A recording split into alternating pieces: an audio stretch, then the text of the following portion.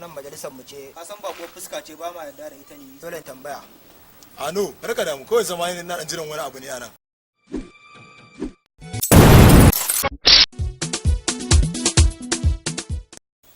wannan fa wallahi wani man ne ya dan yake dan hutawa shi ma dai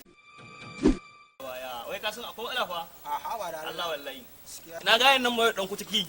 kadde manyan yan daban nan na karshen waya su nake gaya maka ka san manyan barayi ne fa a garin nan fa wa masta wai bai sani ba kuma sata suke yi a garin nan to kuma yau aka fara ni ma yanzu da musan su ina yi ce bai kamar da suna ne gaskiya ne balele fa kafshashin nan aka nema akuya aka rasa kafshashin nan ne sace ta da gaske kana wasa ne akuyar gidansu wannan ma kace kai ka bada ita kenan tuntuni ma ni ne dauke ta kai balele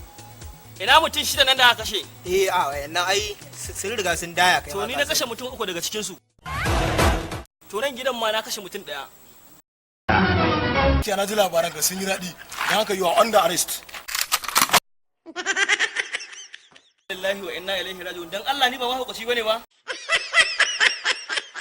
ka ga sama sai ma na mahaukacin wallahi